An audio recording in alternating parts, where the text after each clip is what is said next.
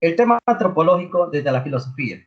De manera particular, el hombre que ha existido, que sigue existiendo, pero está en relación con, ¿qué? Con el cosmos. Recordar que el cosmos significa universo, el mundo, ¿no?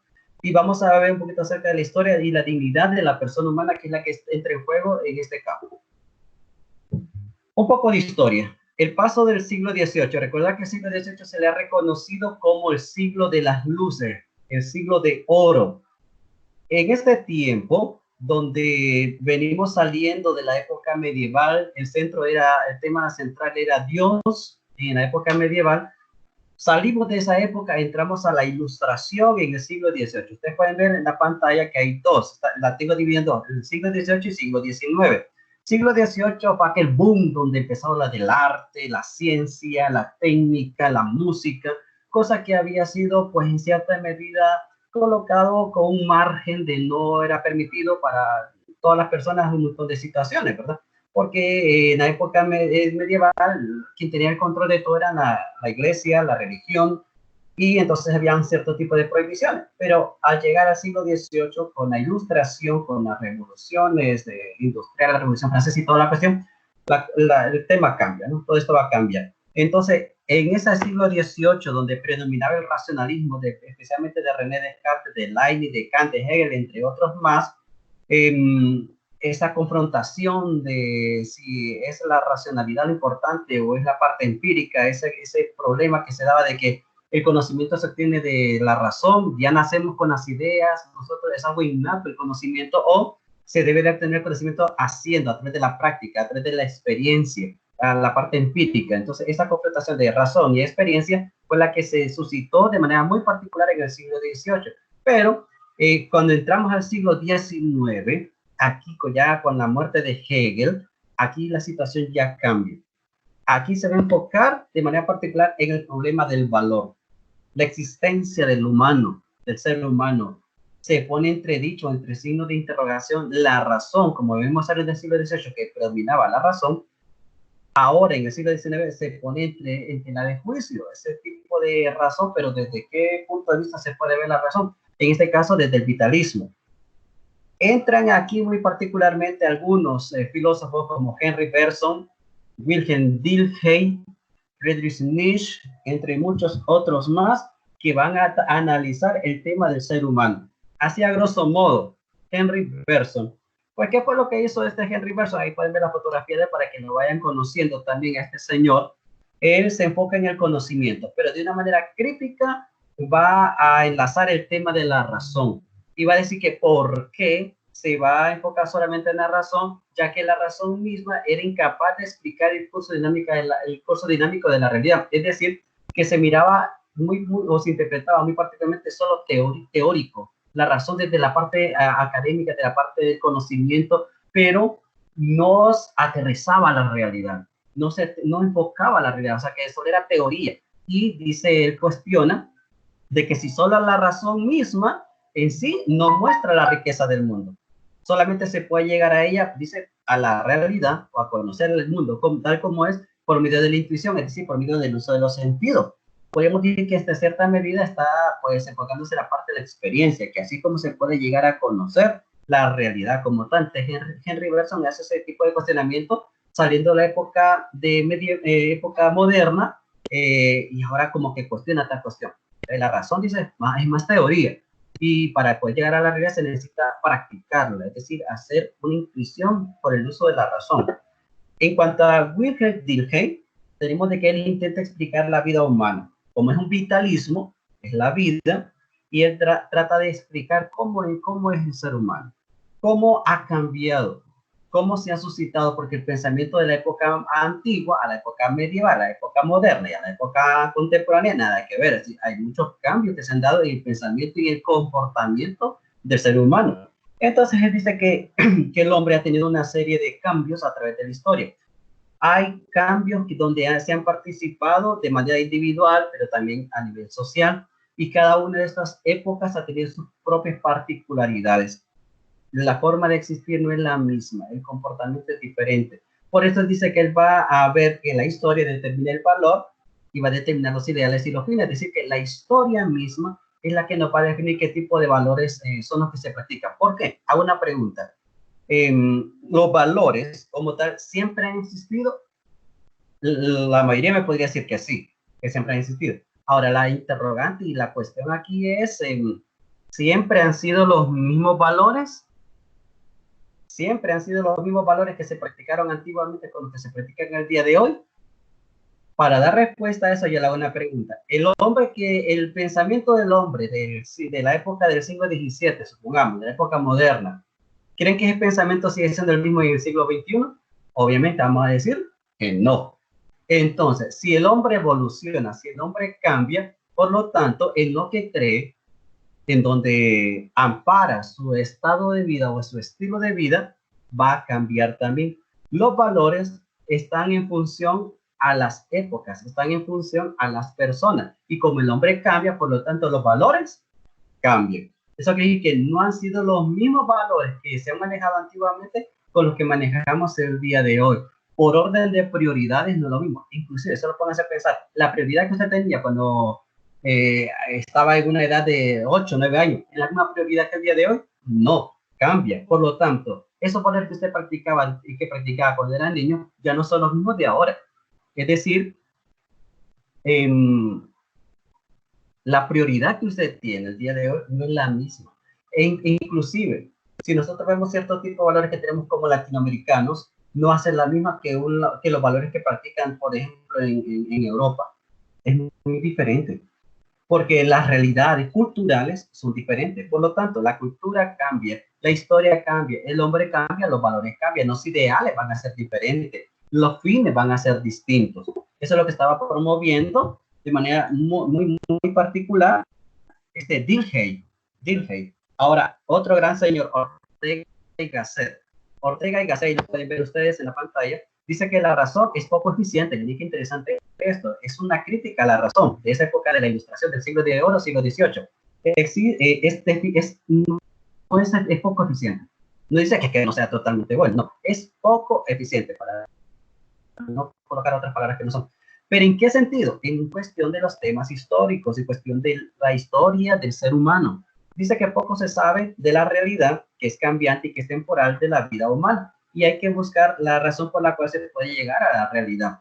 Una de las famosas frases que él tiene, que a mí en lo personal siempre me ha gustado muchísimo, es yo soy yo y mis circunstancias. Dice que yo mismo en mi propia historia me voy haciendo. Yo soy quien soy porque mis experiencias, mis circunstancias me han hecho lo que soy el día de hoy. Pero esto no está diciendo que sea un determinismo, porque el determinismo es cuando alguien piensa que nací pobre, crecí pobre y obviamente moriré pobre. Eso es un determinismo, eso no. Él dice que las circunstancias de cada persona lo hacen a uno ser diferente y que lo hacen evolucionar. Yo soy yo por mis circunstancias.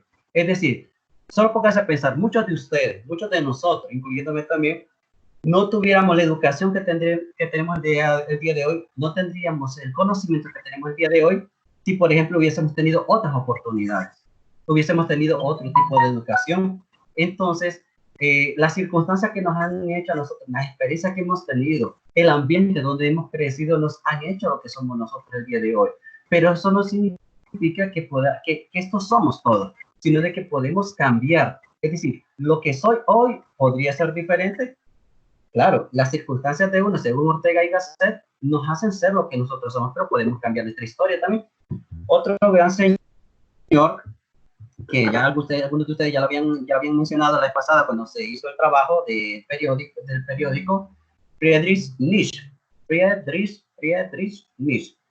Nietzsche es un hombre, pues la verdad que este señor en lo particular me asombra muchísimo su forma de pensar, y se lo decía inglés también, porque él hace una crítica bastante fuerte, muy severa acerca de la axiología o de los valores.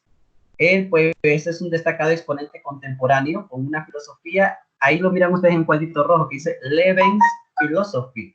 Levens Philosophy. Ese Levens es como el mundo, es el mundo. Philosophy, pues el de la filosofía, es como el mundo de la filosofía.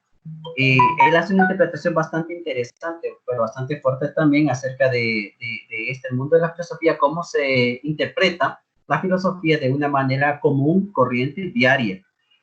¿Qué estudió o qué ¿qué es lo que estudia? Mejor dicho, estudia el hombre, la vida humana, la superación por medio de una nueva moral, los valores que dignifiquen su existencia. Miren, estos son los temas donde él centra su estudio. El hombre como tal, la vida humana, esa superación por medio de una nueva moral. ¿Por qué nueva moral? Porque una moral que ya había sido construida por la religión, por la iglesia, en una particular por la iglesia católica, ya había cierto tipo de disposiciones que es lo que se debía de hacer, que es lo que no se debía de hacer. Entonces, ahora él va a hacer un estudio de una nueva moral. ¿Por qué? Porque él va a hacer una crítica acerca de si la moral es verdaderamente hace al hombre ser libre o esclaviza, o si la moral sigue siendo la misma de ahora con la que existía antes, los valores siguen dignificando la existencia humana. Bueno, el pensamiento de Nietzsche lo vamos a hacer en tres etapas, así rápidamente, ¿verdad? El primero lo enfoca en un ideal estético. Cuando hablamos de estético, yo considero que lo primero que se viene a uno a la mente, cuando dice, ¿qué es eso de estética? Te imagino que se ponen de que lo que es hermoso, lo que es belleza, apreciar las cosas hermosas. Bueno, solo que en el caso de Nietzsche, lo tenemos ahí, una definición conocida bastante clara, se inclina por la postura dionisíaca. Él hace una comparación de Apolo y Dionisio, donde Apolo se enfocaba de manera muy particular, pues, acerca del comportamiento del hombre, un hombre pues, que era más, como dicen, más sereno, más tranquilo, más diplomático, una persona que era hasta en cierta medida pues disciplinada. Pero en el caso de Dionisio, de Dionisio, él dice que él se deja de llevar más por la parte de los instintos, más por la parte de placer. Entonces, él hace un análisis acerca de la postura de Dionisio y se inclina hacia ella por el instinto, por la razón, o sea, él afirma que la vida, a pesar de todos los conflictos y de las miserias, se puede vivir. O sea que los instintos, las necesidades que tenemos, porque cuando hablamos de instintos no nos referimos a la parte sexual o genital, sino que instinto a todo aquello que nos ayuda a nosotros a poder vivir o sobrevivir o tener una buena existencia. Entonces, todo ese montón de situaciones que nos enfocan a vivir por instinto, dice que ese instinto nos ayudan a nosotros a poder sobrevivir, a pesar de los conflictos y a pesar de cualquier tipo de miseria que se esté viviendo, no importa la que sea, entonces siempre se puede sobrevivir, siempre se puede sobrevivir. Ahora, tengo aquí la fotografía para que lo conozcan, ¿verdad? De hecho, ya lo habían visto algunos, ¿verdad? Pero bueno, que lo tengan muy presente. Ahora, vamos al segundo. El ideal científico. El ideal científico. Ya tenemos que el primero es un ideal estético, poder valorar la belleza a pesar de las dificultades, a pesar de los problemas, a pesar de todas las situaciones, entonces sí se puede sobrevivir, y eso es la belleza de la vida. El segundo es un ideal estético, un ideal científico. El sabio se enfrenta a la realidad, pero se enfrenta sin prejuicios, a pesar de cualquier cosa que se haya dicho, que se diga, que se considere que puede tenerse un conocimiento, no. Él dice que el verdadero científico es aquel que se convierte en un sabio, donde va a enfrentar la realidad sin ningún tipo de prejuicio, va a comenzar prácticamente de cero. Ese sería el ideal humano, no tener prejuicios para nada, porque cuando hay prejuicios la persona ya está predispuesta y por lo tanto no es feliz. Pues como cuando un ejemplo, cuando se enfrenta que el profesor es bien yuca, el profesor es cosas serias. Entonces, si una persona ya va con esos prejuicios, significa que va predispuesta a de que le va a ir mal, a que esta persona no le va a atender, no le va a comprender y por lo tanto se va a aplazar. Entonces hay que evitarse todo tipo de prejuicios y obviamente en el campo científico todavía con mayor razón, ¿verdad? No se puede decir, no se puede hacer esto, no voy a lograr lo otro, sino que debe de eliminarse todo tipo de prejuicios para comenzar con ideas propias, investigación propia. En el tercero, hablamos del ideal del superhombre, que este es como uno de los máximos exponentes, de los temas más exponentes de Nietzsche, que quien busca Nietzsche y no toma el tema del superhombre se quedaría muy corto, hombre. Entonces, el superhombre, ¿qué es eso del superhombre? El hombre que se supera en la vida concreta. El superhombre no es como decir el Superman, como el de nos presenta en las películas en ciencia ficción. No. El superhombre es aquella persona que se ve a sí misma, que se ve a sí mismo y busca superarse, busca no competir con el otro, sino que la competencia es consigo mismo.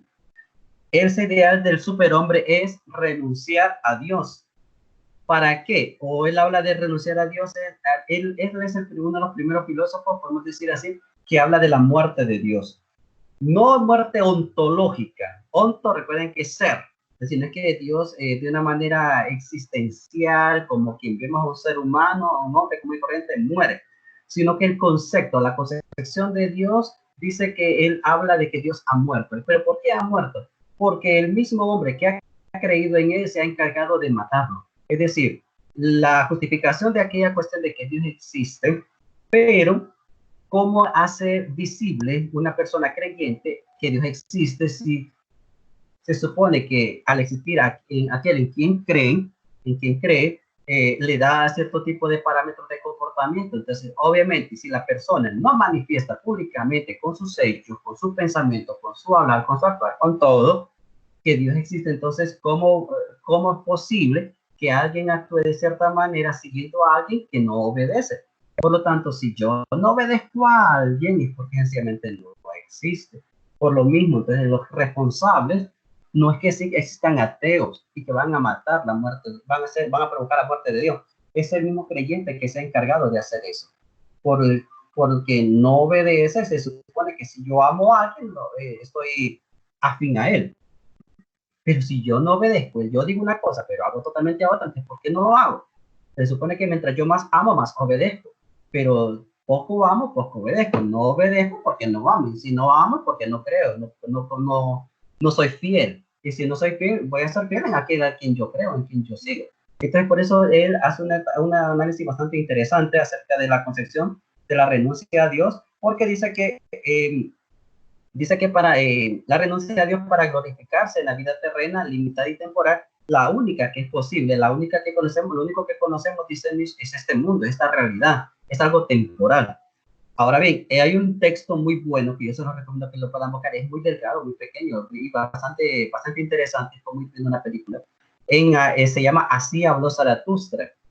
Allí habla de que el hombre acaba siendo divinizado, él mismo se diviniza. Y porque quien se ha creado, se ha inventado el concepto de Dios o el nombre de Dios o la existencia de Dios, ha sido el mismo hombre, el mismo ser humano se ha inventado a Dios porque es la manera de cómo buscar una solución, de cómo encontrar una respuesta a su propia debilidad.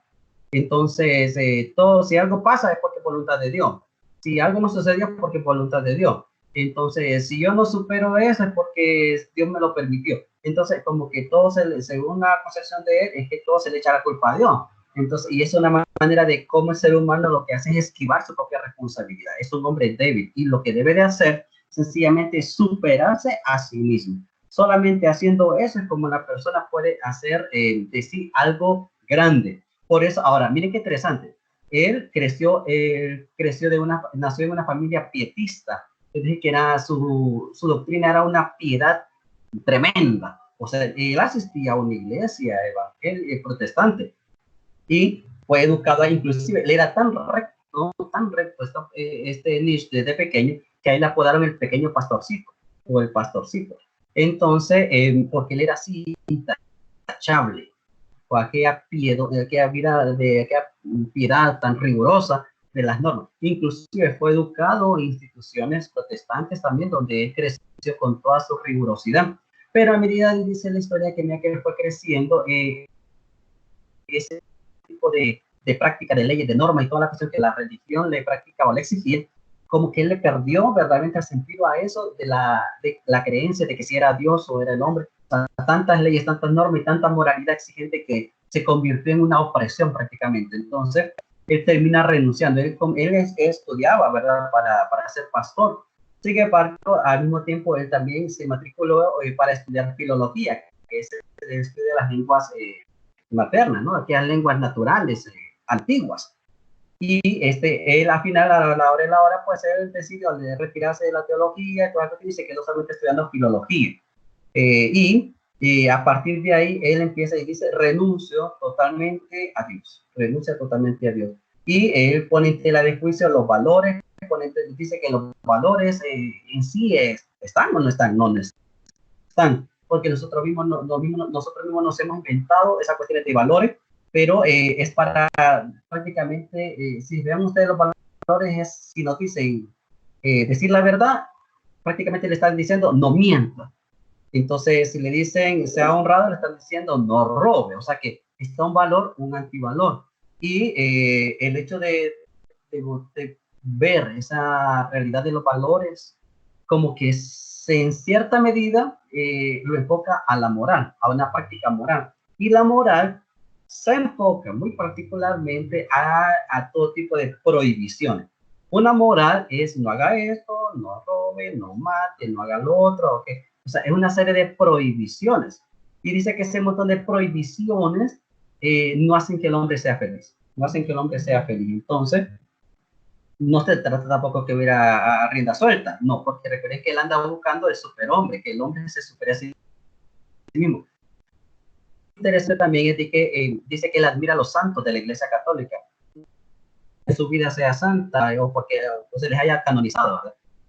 Sino porque la práctica que ellos hacían sobre de los santos y la santa era tan rigurosa porque luchaban consigo mismos, luchaban contra sus deseos carnales, luchaban contra sus propios placeres de comida, bebida, todo, luchaban contra eso. Entonces dice que esa vida ascética, ese ascetismo, ese de abstenerse, esa abstinencia tan fuerte que tenían en los santos, dice que eso es lo que él admira, porque esa es la búsqueda del superhombre, luchar contra sí mismo, doblegar sus pasiones, tener templanza y poder superarse a sí mismo. Entonces dice que eso es lo que él andaba buscando y es lo que él quería que toda la gente también llegara a hacer, que se esforzara y que no solamente que esforzara, sino que trabajara por ser mejor y llegar a ser, llegar a alcanzar al superhombre. Bueno, en general de Nietzsche hay muchísimas cosas que hablar, ¿verdad? Pero en general vamos a dejarlo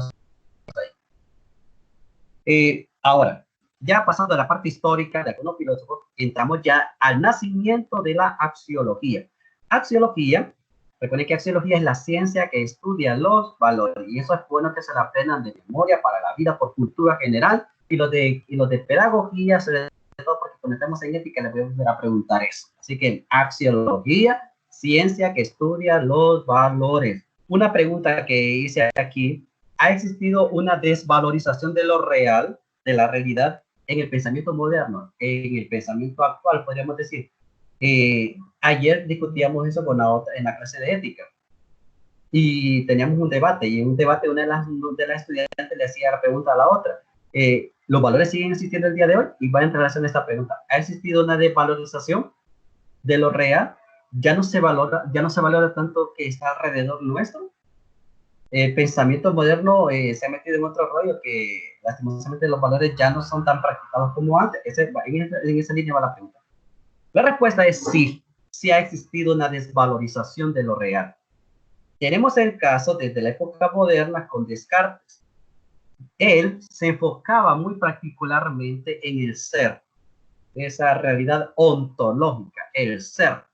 Para él, el ser era una res pensante. Res significa cosa. Solamente era una cosa que piensa, nada más. Una cosa. Entonces, como que si se fijan ustedes, esta cosificación de que es un ser que está allí, pero que piensa nada más. Si pienso, luego existo. O sea, si no pienso, si yo no me doy cuenta que soy yo, entonces por lo tanto no existiría. Pero como me doy cuenta que soy yo el que está pensando, por lo tanto existe, porque nadie puede pensar por mí. Entonces, si alguien pensara por mí, no sería yo, sino que aquel sería otro, pero yo no existiría. Entonces, si yo soy la res pensante, la cosa pensante, soy una cosa nada más. O sea, es algo que está ahí. Tenemos esa situación. Es algo que está puesto en la tierra prácticamente. Entonces, ese sentido de humanidad, de dignidad, como que no entra en juego aquí, como que no es muy valorado por Descartes. Pero también tenemos el caso de otro, que es Kant, el noúmeno. El noúmeno, eso, cuando uno mira en la carrera de filosofía, el noúmeno es como llegar a lo más grande, a la esencia de todas las cosas, a lo más grande. Pero dice que llegar al noúmeno de la realidad ontológica del ser no se alcanzará. Dice Kant es claro y dice: eso es incognoscible, no se puede conocer, no se puede llegar a la parte noúmeno, solamente llegamos a lo que es fenómeno, al fenómeno, pero no al noúmeno. Esa parte más grande no, solo vemos el fenómeno, que es lo que está alrededor, lo que nosotros somos, pues a lo que está a la vista, vamos a decir, a lo máximo que podemos llegar a conocer, pero a la esencia como tal, según Kant, no se puede llegar. Entonces, como que se olvida también esa dimensión de la esencia del ser humano. Otro, que se llama Hume, David Hume, él hablará de que dice que el ser solamente se puede tomar desde una parte material, y una materia que es medible, que es cuantificable. Entonces, miren aquí en la situación se puede ver como que el hombre no es muy tomado en consideración, ¿verdad? En cuestión de esencia y cuestión de dignidad. En general, ha habido una separación entre la realidad y el valor. El ser era solamente concebido como una realidad empírica que estaba sometida a leyes. Esa cosa que está ahí, que se llama ser humano, eso está sometido a leyes, y leyes naturales. O sea, nací, crecí, moriré.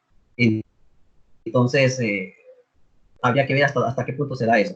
Y dice que también hay una valoración que es subjetiva.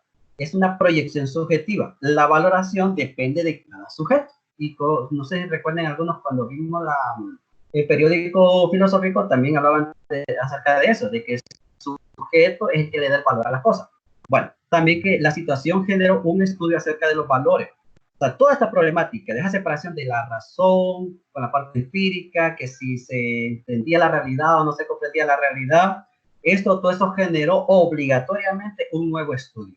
Y ese estudio se va a enfocar desde la interpretación subjetiva y objetiva. En pocas palabras, el valor o los valores son interpretados desde el sujeto o desde la parte subjetiva, pero también es interpretado desde la parte objetiva. El valor en sí es un término. ¿Qué significa? ¿Qué es eso del valor? Porque nosotros hablamos de los valores por aquí, los valores por allá, y que esto vale, esto no vale. Bueno, pero la palabra valor es un término que se usa para determinar un producto. Miren la palabra es determinar. Determinar es darle un atributo a un producto, a un precio de la mercancía, a una obra de arte, a una persona, a la moral. Entonces, por eso también es darle un atributo, es determinar qué se puede interpretar acerca de algo. Seguimos. El concepto de valor y la axiología, ¿qué es eso? El concepto como tal, el valor es el tema fundamental de la axiología, lo que decía, lo que significa la palabra axiología, pero de la filosofía de los valores. Axiología, eso es lo que va a estudiar, el valor desde el campo filosófico, pero una filosofía de los valores. Y eso es lo que nos pone a pensar a nosotros. Pero el concepto de valor no es algo nuevo, es el concepto de valor, el estudio del valor es algo muy antiguo. Ya desde los griegos, cuando recuerdan ustedes cuando vimos la primera clase que hablamos de los presocráticos, que eran los que están pre-Sócrates, antes de Sócrates, aquellos que estudiaban que todo provenía del agua, todo provenía del fuego, todo provenía del aire, o que todo era determinado. Entonces, desde ahí se está viendo la valoración de las cosas, de dónde viene la importancia de las cosas. El tema de lo valioso viene desde los griegos. Aquí recordamos esta palabra arge. Se escribe arche, se pronuncia arge. El arge es, ¿qué significa la palabra arge? No sé si alguien recuerda. Significa principio. O sea, todo tiene su principio. El universo tiene su principio. Los seres humanos tenemos nuestro principio. Tenemos un origen, pues. Entonces, los griegos ya empezaban a valorar el sentido de dónde provienen todas las cosas. El poder explicar exactamente de dónde proviene. Entonces, es aprender a valorar lo que estaban haciendo los griegos. Pero yo digo que el tema de lo valioso no es un tema de ahorita, sino que es un tema que proviene después. Pasando a la época antigua, donde se evalúa desde el arge y se valoran las cosas, entramos a la época medieval. Para la época medieval, lo valioso va a ser todo lo que tenía que ver con la parte de la divinidad. Divino, lo que era único, lo perfecto, el creador de todo. Entonces, toda la época medieval se enfoca que todo lo que es valioso es aquello que proviene de la parte divina. En la época moderna, aquí la cuestión va a cambiar un poquito. Aquí se habla del principio espiritual, a veces se habla de la parte material o de la parte geométrica. En la parte geométrica, ahorita se me viene una cosa en la mente. ¿Recuerdan ustedes el círculo? ¿Por qué es tan importante el círculo? Porque el círculo es un símbolo que se rescata de la época medieval, es un símbolo de perfección, no tiene ni principio ni fin. Un círculo no tiene un punto de partida ni un punto de llegada. es perfecto, desde la parte geométrica también, en parte material, en parte matemática, se puede medir también lo que es el valor. Se retoma nuevamente en época moderna que aquello que es valioso, aquello que es perfecto, que es eterno, que es creador, solo que en la época moderna hay que hacer una distinción. En la época moderna no se cree en el ser divino como lo creen en la época medieval. No estoy excluyendo de que no se crea en Dios, sí se cree en Dios. Y por eso les coloqué entre paréntesis deísmo. ¿Qué es eso de deísmo? Deísmo eran aquellas personas de la ilustración, los ilustrados, donde creían en Dios. Muchos de ellos, otros eran ateos obviamente, pero muchos de ellos creían en Dios, pero no en un Dios como lo creían en el cristianismo, por ejemplo, sino que ellos creían en un Dios creador. En la diferencia entre el cristianismo de la época medieval y la época moderna es de que ellos creen en la época moderna que Dios sí existe, existió, existe como un Dios que crea, que hizo todo. O sea, que parten de que sí existe. Pero la diferencia con la época medieval es que en el cristianismo se cree que Dios existe, pero que continúa trabajando, que sigue acompañando al hombre en su caminar desde que nace hasta que muere, y siempre ha estado presente y él actúa, está en compañía del hombre. En el caso de la época moderna, creen que Dios existe, que Dios creó, pero hasta ahí nomás. O sea, Dios no es que siga, continúa el hombre quedó en total libertad. Dios lo creó, esa era su función, era ser creado y checa y murió. Ya terminó. O sea, hasta ahí llegó su función. Entonces, por eso es monoteísmo. Obviamente, a la parte de ellos se habían otros que eran ateos, obviamente, ¿verdad? Pero vemos entonces la diferencia entre la época medieval y la época moderna, entre lo que era valioso para la época medieval y lo que va a ser valioso ahora en la época moderna. Digo, ya pueden interrumpir si hipótesis, ya saben, ¿verdad? Si alguien tiene alguna pregunta, alguna intervención, algo así puntual, lo puede hacer. Solo activa su audio por cualquier cosa. Ok, continúo. La axiología. Miren, aquí ya hemos hablado del valor, lo que es valioso, tanto para la época antigua, que era el principio de todas las cosas, la época medieval, que sería Dios, y la época moderna, que sería la razón, la ilustración, lo que es eterno, lo que es el deísmo. Okay. Ahora, viendo un poco más amplio, ya el concepto de axiología trata del valor y del proceso del valorar. Ya habíamos hablado del valor, pero ahora aquí metemos otra palabra, el proceso del valorar. ¿Qué es eso? Es lo que nos va a determinar la diferencia entre el valor y aquí metemos otra cosa, los bienes. Porque aparentemente los bienes tienen mucho que ver con el valor. O sea, decimos, nuestros bienes son un valor, pero hasta donde muchas veces podemos nosotros dictaminar que un bien es un valor. Bueno, eso lo vamos a profundizar ya. Aquí se propone que los bienes son cosas. Todo lo que se habla de bienes son cosas y que tienen un contenido valioso. Tienen un valor, pero ese valor ya está incorporado en los bienes. Es decir, si a alguien le dejaron una herencia de un terreno, el terreno como tal es muy importante, pero el terreno ya tiene un valor en sí mismo. Si no fuera valioso, la gente no lo tomaría.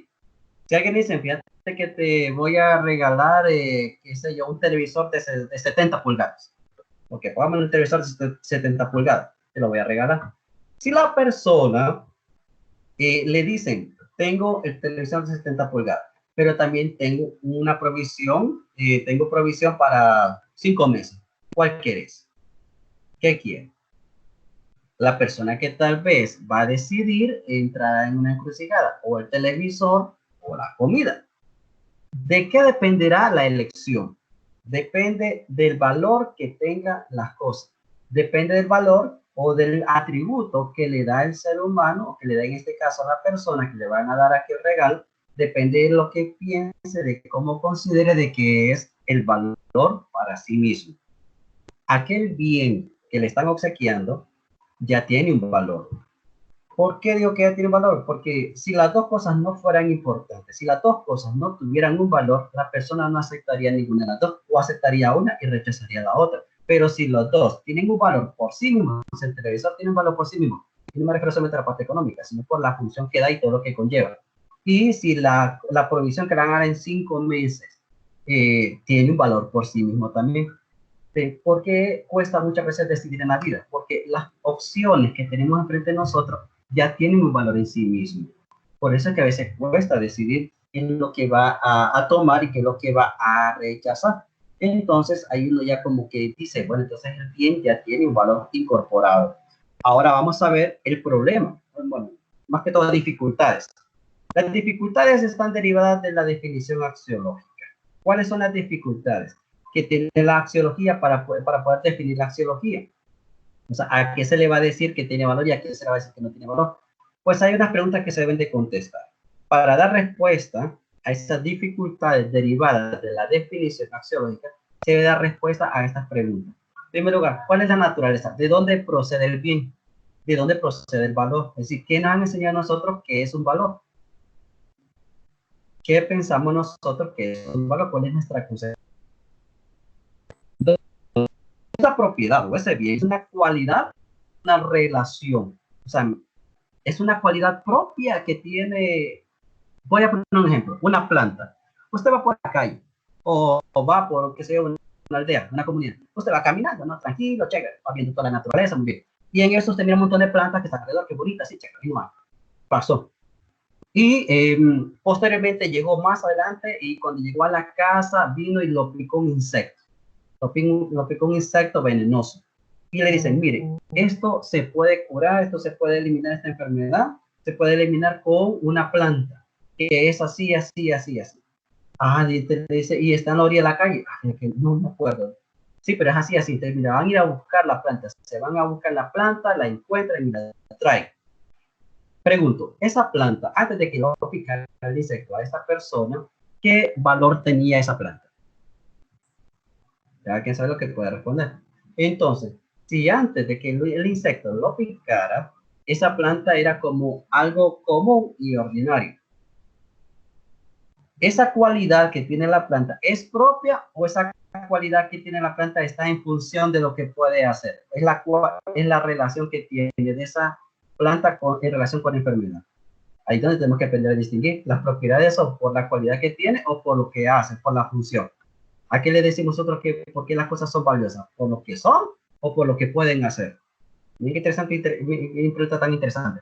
La tercera pregunta que se debe de responder uno para saber si algo es valioso y de qué manera es valioso ¿es una o son varias propiedades las que poseen los bienes? ¿Cuántas propiedades poseen los bienes? Y depende de la cantidad de propiedades que algo es valioso. Cuarta pregunta. ¿El valor es objetivo o el valor es subjetivo? El valor depende, las cosas dependen, que no les doy valor, porque ellas ya tienen implícito el valor o una cualidad, o depende de que yo le dé un valor a las cosas. Porque tal vez si yo le doy un regalo para el Día de la Madre a mi mamá, una joya, supongamos, y le pongo a comparar, decirle, pues, bueno, le voy a dar esta joya, la vez pasada, el año pasado le di unas cosas para la cocina, este año no quiero que vaya a pensar que la estoy mandando a cocinar. Entonces le voy a dar otra cosa, algo que ella lo pueda usar. La joya, así como usted, si su mamá o mi mamá no le interesa mucho la joya, así como usted se lo dio, ese regalo, así va a permanecer mucho tiempo. Entonces el valor se lo da el sujeto o el valor, perdón, o el valor ya lo traen implícitamente cada uno de los bienes. Eso es lo que tenemos que decir, que para dar respuesta a la definición axiológica tenemos que dar respuesta a estas preguntas. Obviamente podríamos aumentar muchas otras preguntas. Tres grupos de problemas. Okay. Aquí era para dar una respuesta. Aquí nos encontramos a problemas, a cierto tipo de problemas. Tres grupos de problemas investigados por la axiología. ¿Qué es lo que le interesa investigar a la axiología? Primer problema que va a tratar de dar respuesta. Es referente a la experiencia del valor. La palabra aquí clave sería la experiencia. A esta interrogante de si la experiencia no es el valor, se ha intentado dar respuestas de tres maneras. Y miren, esto es bien interesante. Para explicar la experiencia del valor, lo que nosotros vivimos diariamente, nos vamos a remitir a la época antigua. Y dice que para dar respuesta se enfoca muy particularmente en el hedonismo. No sé si habéis escuchado esa palabra, hedonismo. ¿Qué es eso de hedonismo? Eso es disfrutar de los placeres. Pero aquí hay que ver esto de disfrutar los placeres desde dos tipos de hedonismo. Uno que es enfocada en la escuela cirenaica, una que es enfocada en la escuela cirenaica y otra que es enfocada en la escuela de Epicuro. En la primera, que es la escuela de Cirenaica, ellos tenían una manera bastante particular. Su fundador es Arístipo de Cirene, que su existencia fue desde el año 435 al 350 antes de Cristo. Recuerden que por eso los años son diferentes como nos conocemos, que nosotros, nuestro siglo de Cristo para acá está del 1, 2, 3, 4. En el caso de antes de Cristo es al inverso, de 435 al 350 para poder llegar al año 1. Entonces, en el caso de Arístipo de Cirene, él funda la escuela cirenaica y va a ver las cuestiones del valor, de la parte axiológica, de una manera muy particular. La escuela filosófica es conocida como la escuela cirenaica, fue fundada por Arístipo de Cirene, es el seguidor y discípulo de Sócrates.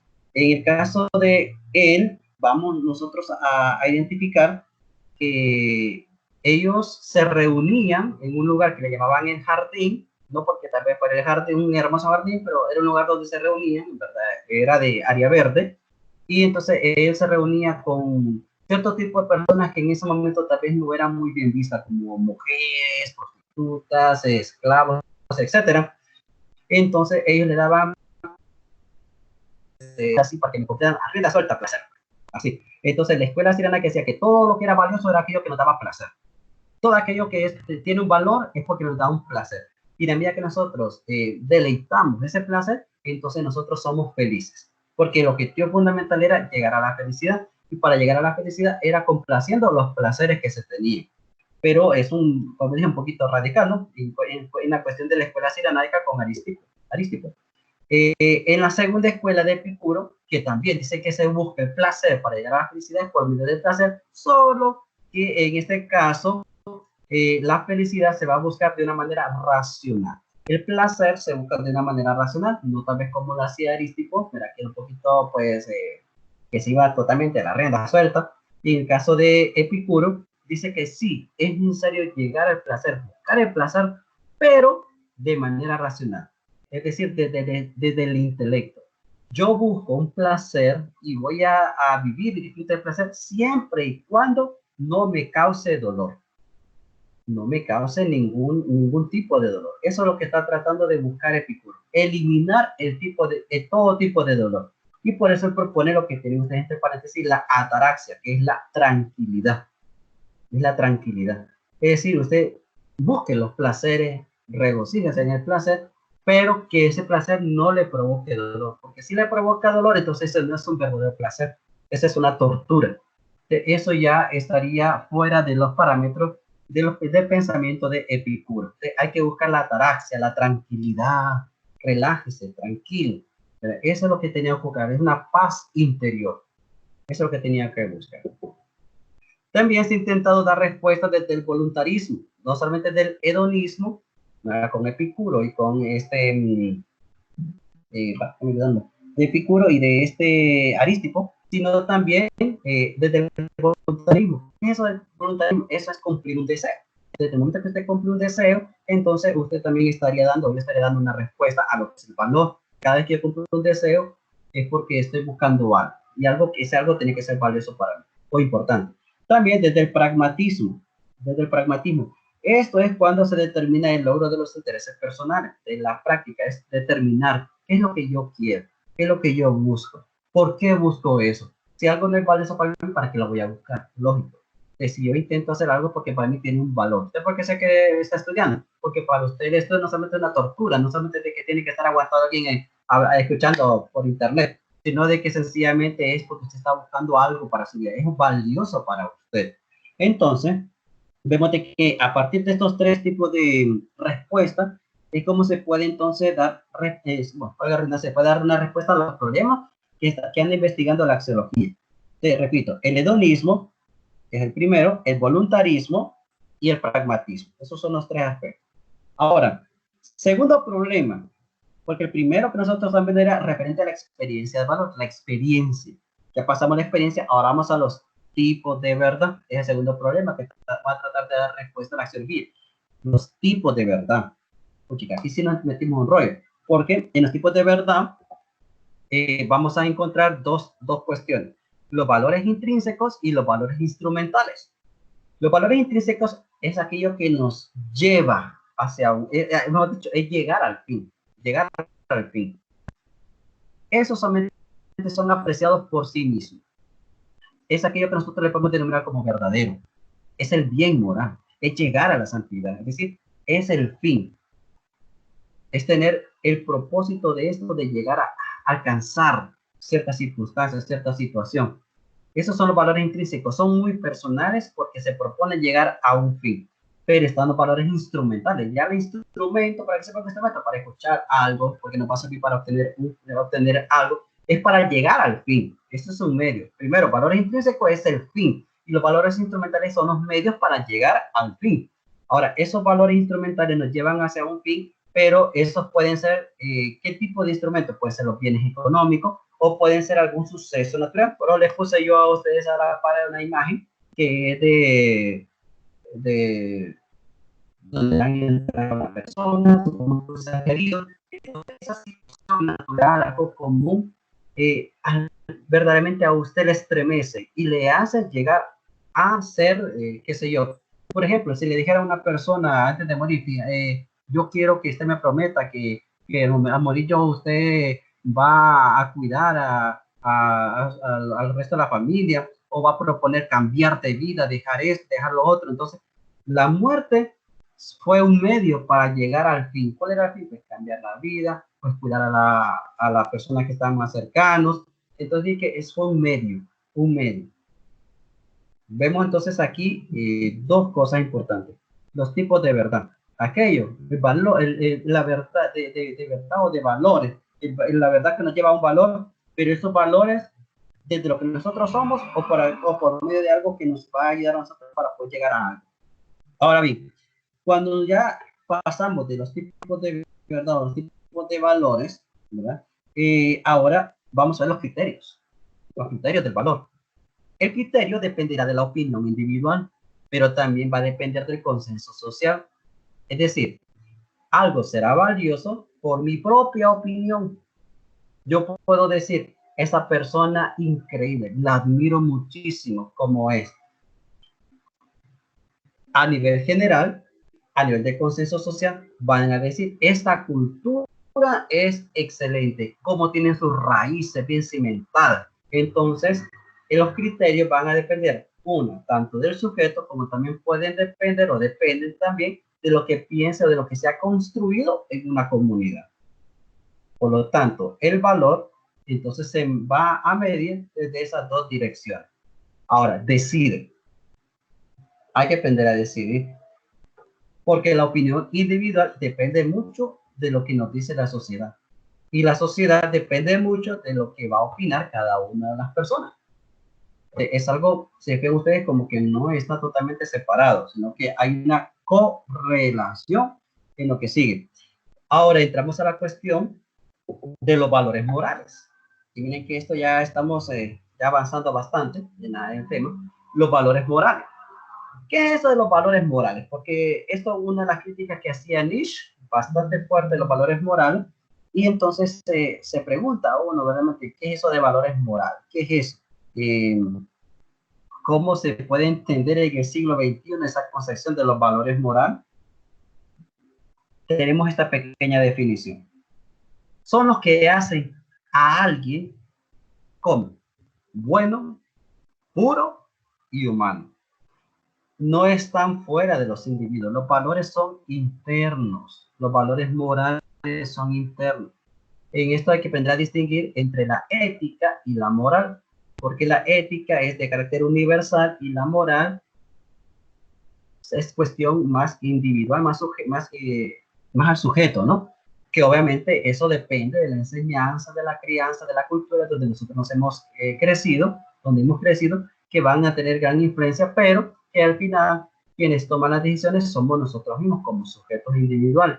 Y entonces los valores morales, todo lo que es moral, se supone que nos debe de conducir a ser buenas personas, a ser personas puras, a ser personas con una dignidad como tal. Y eso depende de cada sujeto, de cada individuo. tres características del valor moral. Primero, solo existe en un ser libre. O sea, si yo soy libre, entonces vivo una verdadera moral. Le doy un valor moral a mi existencia, de acuerdo a los actos voluntarios. O sea, no es, dice aquí, o sea, aquí lo que entra en tela de juicio es, cuando yo no hago las cosas porque quiero, cuando a mí me obligan, cuando a mí me están sometiendo, entonces yo no puedo decir que estoy actuando por una imposición, pero no por libertad. No es un valor moral, no es un valor que yo lo estoy viviendo, no es una moralidad que es una imposición prácticamente. Entonces, es un verdadero valor moral cuando existe una persona que actúa con plena libertad y que los actos son voluntarios. Es decir, yo mismo decido. Dos, porque debe de ser de carácter universal, es algo válido para todos en las mismas condiciones. Por ejemplo, no tomar lo que no es mío. Yo sé que esto no es algo de ahorita, sino que yo considero de que esto siempre ha sido y ha estado presente en todos los tiempos.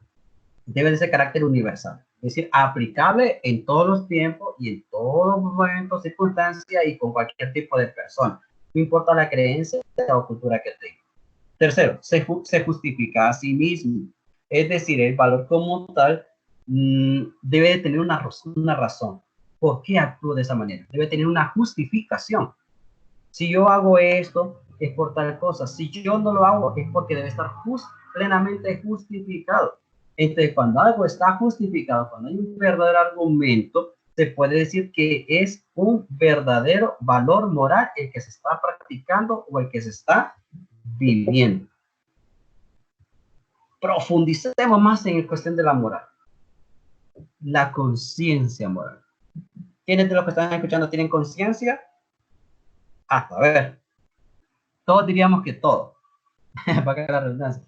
La conciencia moral es como cuando alguien dice, es que tu conciencia, papá, ¿qué conciencia la de esta persona? Repetimos mucho, bastante, muchísimo, el hecho de que la conciencia me dijo, la conciencia me remuerde la conciencia, es que esa conciencia de ese no tiene conciencia, el chaval no tiene conciencia. Bueno, pero a eso de conciencia, de ser consciente, conciencia, como decía en latín, entonces hay una ciencia, estoy en relación con algo que existe, soy consciente, o sea, tengo el conocimiento y estoy claro de que tengo el conocimiento, desconozco, yo conozco, pero ¿qué conozco? En este caso, enfocado a la moral, yo conozco la moral. En el hombre primitivo, esa conciencia era algo espontáneo y buscaba resolver los problemas inmediatos de lo que existía a su alrededor. No era una conciencia planeada, una planeada, es decir, sino que era algo espontáneo, algo que le nacía, algo que tenía por naturaleza, actuaba por naturaleza. En el hombre civilizado, la conciencia moral es más analítica, ya no te tenemos a pensar en me conviene, no me conviene, es permitido, no es permitido, en este país se puede hacer, en esta región se puede hacer, no se puede hacer. Se pueden separar entonces en cierta medida la parte analítica de la parte espontánea, esa parte de la naturaleza donde yo tengo conciencia, pero puedo hacerlo, no puedo hacerlo. Entonces, vemos la gran diferencia que antiguamente el hombre primitivo era de una forma muy espontánea. Y en la parte de ahora, la que nos llamamos civilizado, se supone que es más analítico, nos detenemos más crítico, diría yo. Es mucho más crítica la conciencia. O sea, ya nos detenemos a pensar, ¿por qué? Porque el día de hoy hay muchas cosas que se ponen como aquí de que es posible o no es posible. Porque tal vez lo que para mí el día de hoy es algo bueno, no necesariamente va a ser bueno para el otro. O lo que es permitido para mí, no necesariamente es permitido para otras personas o para otras realidades. Entonces ahora hay que detenerse a pensar si eso que quiero hacer, eso que hice, es permitido o no es permitido. Porque ahora hay más circunstancias, hay otro tipo de novedades. En general, la conciencia se vincula con la actividad propia. Y esto es importante.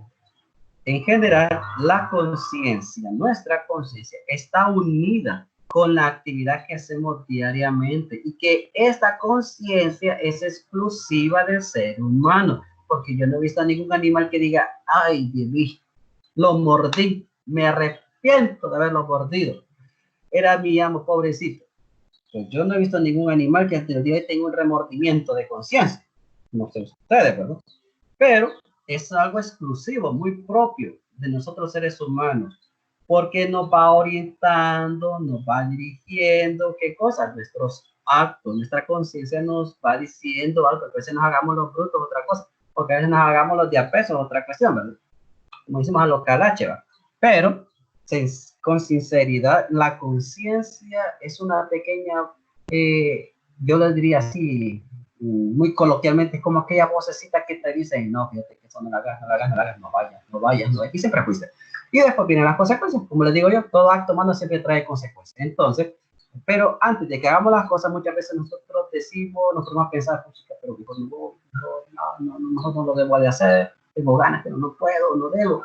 Entonces, estamos en ese dilema. La conciencia nos pone a pensar a nosotros y nos produce cierto tipo de valoración. Decimos, ¿es bueno o es malo? Nos da juicios sobre lo que es negativo y lo que es positivo de nuestro mismo comportamiento o del comportamiento de los demás. Miren este título. Crisis de los valores en la sociedad contemporánea. ¿Tenemos crisis en nuestra sociedad contemporánea acerca de los valores? Creo que lo hemos visto, lo hemos venido analizando. Los diversos momentos históricos han cambiado, joven. Los estilos de vida, los estilos que nosotros tenemos de vivir, ya no son los mismos. ¿Qué es lo que ha venido a afectar que nuestra forma de pensar, que nuestra forma de actuar, en pocas palabras diremos desde la psicología, nuestro comportamiento sea diferente, que haya cambiado? Uno, la novedad científica, la revolución tecnológica, los medios de comunicación social, la misma narcoactividad, el fundamentalismo religioso, la globalización y muchas otras cosas más son las que han venido a provocar en el hombre de contemporáneo un cierto tipo de cambios. Agreguémosle a esto el saber científico y las innovaciones tecnológicas han hecho que el hombre pues se crea el dueño del mundo. Se crea el dueño del mundo, que lo puedo hacer todo, me permito todo. Es como aquella frase que dicen, yo soy libre y hago con mi vida lo que yo quiera. ¿Hasta dónde es cierto eso? Porque nunca olvidemos de que el actuar nuestro no solamente tiene un efecto en nosotros, sino que también va a afectar a los demás, produce un efecto en los demás, sea bueno o malo. Entonces, verdaderamente nos creemos los dueños del mundo. Mucha gente sí se cree dueño del mundo. Y el mundo no necesariamente tiene que ser todo el planeta Tierra. Mi mundo, el mundo de mi familia. Aquí mando yo y se hace lo que yo digo. ¿Será cierto eso? Hasta provocar, ¿qué cosa? Un aumento de la dependencia. Somos dependientes del conocimiento científico. Es que la ciencia así lo dice. Está científicamente comprobado. Somos dependientes de la tecnología el día de hoy. Pues miren a nosotros. Somos dependientes el día de hoy de la tecnología. Algunos dirán, yo puedo sobrevivir sin el teléfono. Pero hay otras personas que, no, papá, el teléfono, que se le olvide todo, menos el teléfono. Entonces somos dependientes y aquí ingresamos a otros datos. El dominio. Queremos dominar nosotros, estamos dominando a las otras personas. Mira, anda a hacerme mandado o portate bien y te compro tal cosa. Sobre todo los papás con los hijos. Si lo haces, te compro tal cosa. Hasta cierta medida pareciera manipulación, ¿no? Se explotan a las otras personas a cambio de dinero, a cambio de tecnología, a cambio de poder, y no digamos la parte del conflicto militar. La parte militar que tienes un control de la vida de todas las personas. Nosotros no tenemos ahora vida, no tenemos vida privada, ¿sabes? Porque somos monitoreados por todos lados.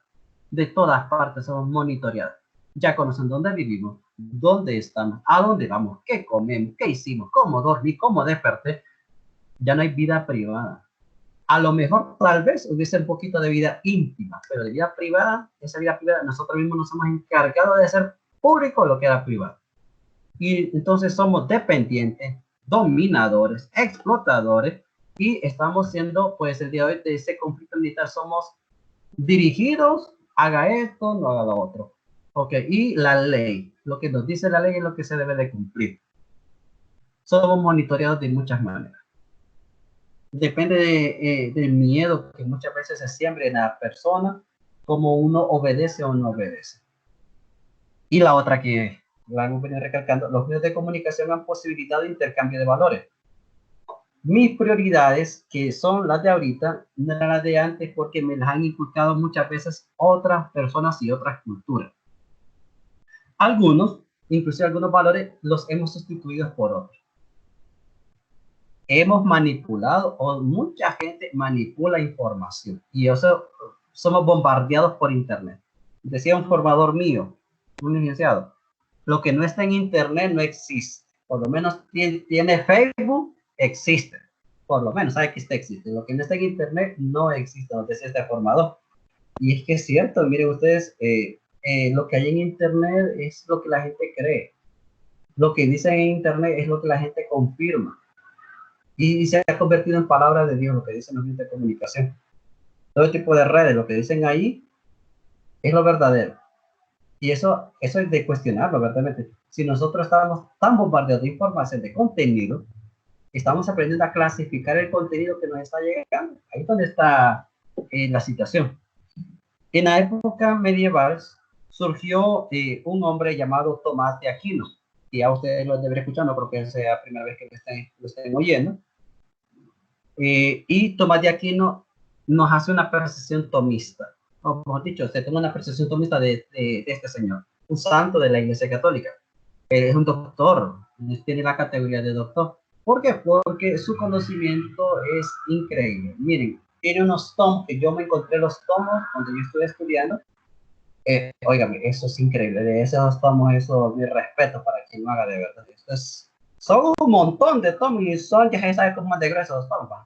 Y no tanto que sean gruesos, que sean un montón, sino de que el contenido es tan fuerte, un conocimiento filosófico profundo, profundo. Y entonces de la concepción de Santo Tomás de Aquino surgió un pensamiento de él que yo, miren, resumí. En el texto ustedes van a encontrar varias cosas de que habla de Santo Tomás, pero yo lo resumí, me encantó esta frase que se las coloqué, es lo único que quise tratar de, porque esto que está ahí considero que es lo sobresaliente. Dice Tomás, los valores no son, simplemente valen, no son, sencillamente valen, ya son lo que son. Entonces, es decir, valen porque en sí mismo ya tienen un valor, los valores mismos, ya tienen un valor. Están destituidos de consistencia ontológica, no depende de un ser. El valor es el valor. Trascienden la pura subjetividad, es decir, que trascienden el pensamiento, la opinión, la concepción de un sujeto, de los sujetos, de los individuos. Son independientes del sentimiento que los aprehende, que los toma. Por eso lleva a aprehender, de tomar.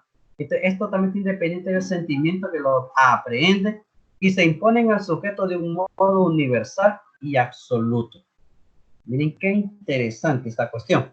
Entonces, se imponen al sujeto de manera universal. Eso inclusive ya lo miramos la vez en las diapositivas anteriores, ¿no? Es de un modo universal y es absoluto. Los valores para todos nosotros le estamos metiendo que es un valor, que es un valor. Esto tiene un valor. A todos nosotros le damos un atributo de valor, sea bien, sea bueno o malo. Y en tal sentido, son trascendentes a la persona, porque el valor para el ser humano es significativo. Solo en la persona los valores valen. Es algo muy propio del ser humano. Van a manifestar la consistencia trascendente a la misma. Son consistentes, es decir, no es que ahorita son y mañana no son. El valor es y seguirá siendo el valor. No depende de nadie. El valor en sí mismo o los valores en sí mismos son. Ya, o sea, no siquiera, ni siquiera lo que ya dice aquí, los valores no son, sino que simplemente valen. Porque el valor como tal si nosotros nos ponemos a pensar, no nos vayamos tan largo. ¿Qué significa o qué valor le dan ustedes a su mamá, a su madre? El valor es en sí porque le damos nosotros un atributo o porque sencillamente vale porque es madre. El atributo de ser madre. Generadora de vida, generadora de muchas cosas. Entonces, los valores no son, sencillamente valen. Y pongo el ejemplo de la madre, o de algún ser querido que usted tenga ahí, que usted ame muchísimo. Un hijo, una hija. Depende el valor que usted le dé de ese niño, de esa hija, de esa madre, de ese padre, de un hermano, una hermana, que sé yo, porque a usted se le antojó, ¿no? Vale por sí mismo, no tanto por la posesión que le dan. Y eso nos hace a nosotros trascender, ir mucho más allá como personas. Y es que nosotros somos los encargados de darles atributos. Este pensamiento lo rescata un obispo de Erisi, Octavio Nicolás de Erisi, el apellido de Erisi. Octavio Nicolás de Erisi, que lo ven ustedes, se lo puse en la fotografía, está a la par. No es que no era parte de la decoración, sino que este señor que está ahí, ese obispo, fue el que rescató esto del pensamiento de Tomás de Aquino. Por eso lo coloqué ahí, para que supieran quién es el que rescata este pensamiento de Tomás. El rol de la mujer. Yo sé que muchísimas mujeres están pues siguiendo la cuestión de esta clase, pero no solamente la mujer, sino también del hombre actual.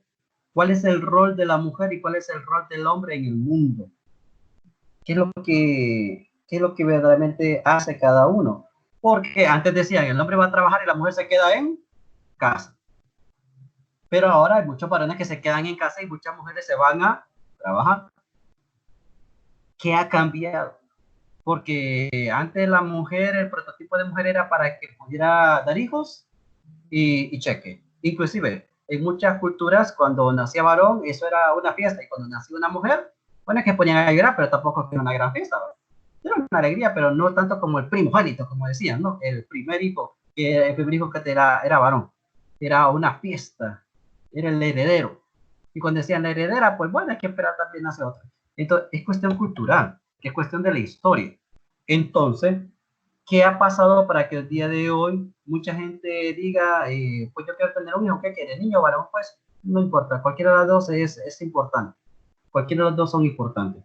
¿Y qué va a hacer de trabajo cuando ya esté grande la persona y tenga las facultades necesarias para laborar?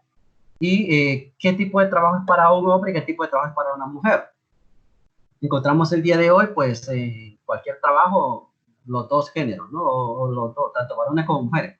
Pero hay un pensamiento de Leonardo Boff, que ahí está la fotografía de este señor, Leonardo Boff, y él dice, la creatividad es la dinámica del propio universo. ¡Wow! La creatividad. Recuerden que yo le he explicado, la creatividad es crear, no es que es innovar, porque innovar es partir de algo que ya está, crear es algo que no, es hacer algo que no estaba. Y el hombre se ha encargado de eso, pero no solamente el hombre, la naturaleza, el universo, el cosmos mismo es creativo, crea. Y entonces eso es lo propio de todo el universo, incluyéndonos nosotros los seres humanos, crear. Y miren, esta definición me encantó. El hombre por naturaleza no es estático, es creativo.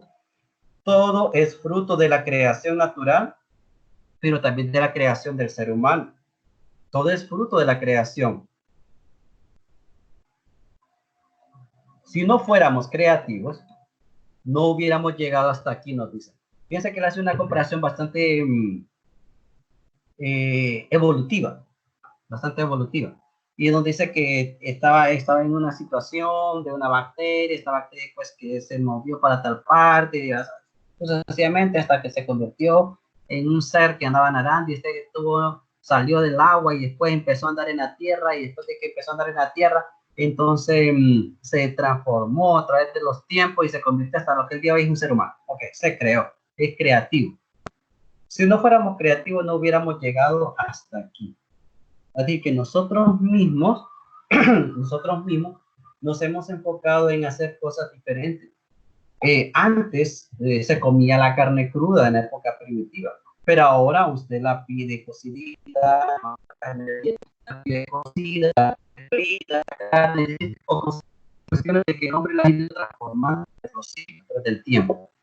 El hombre y la mujer son definidos cada vez más, no a partir de su sexo biológico, como nace, o por su factor cultural, de donde es, sino que el hombre y la mujer son definidos el día de hoy por simplemente el hecho de ser personas.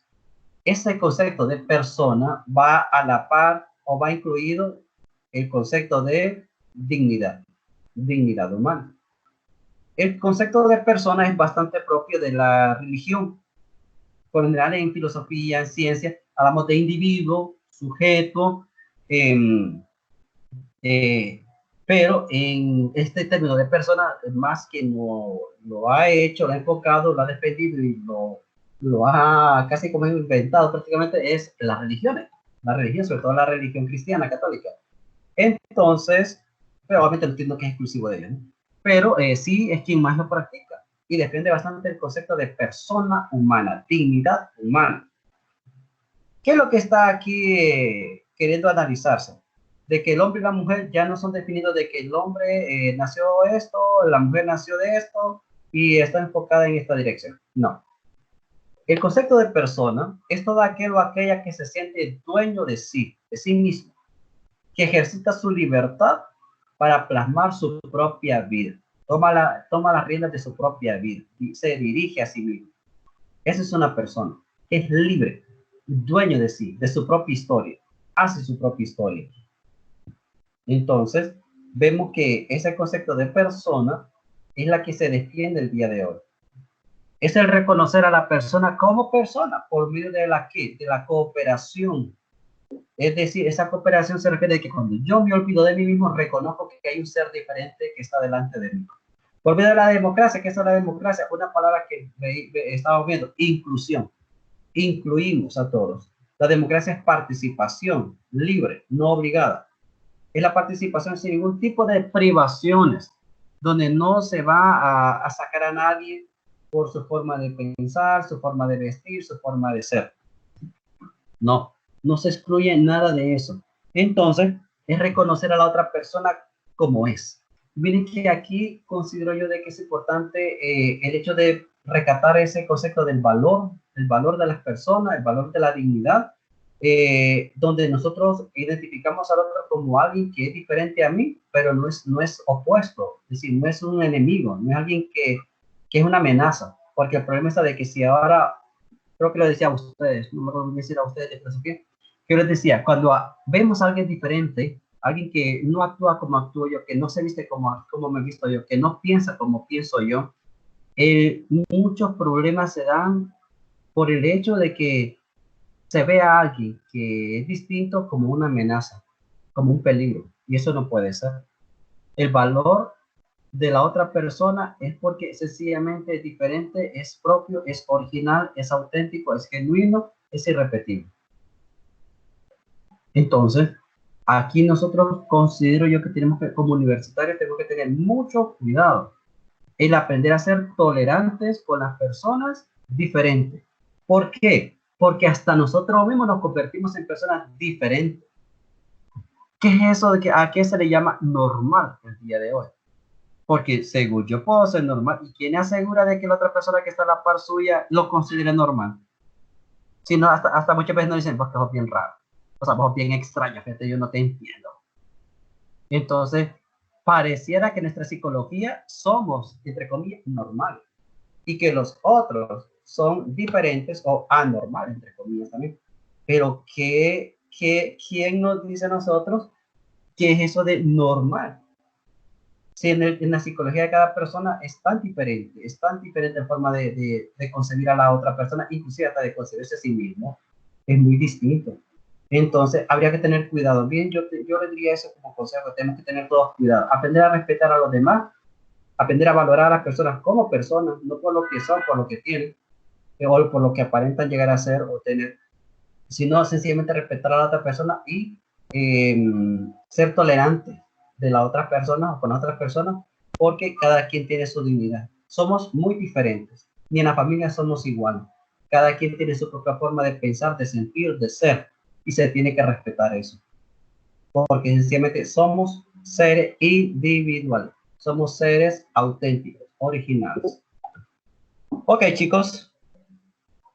Hasta aquí hemos llegado con esta clase. Quiero dejar unos minutillos ahorita para que ustedes puedan expresarse. Si alguien puede habilitar su audio, ¿verdad? Y que quiera, pues, hacer alguna interrogante, alguna pregunta, ¿verdad? Entonces puedan habilitarse, ¿no?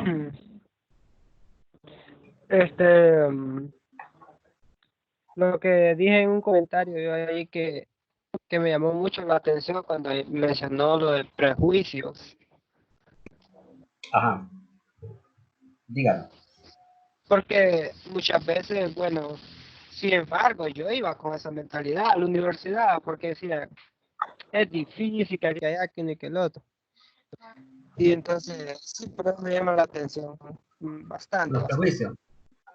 Sí. Así es. Los prejuicios nos detienen de hacer muchas cosas y nos detienen también de superarnos. Ese es el problema.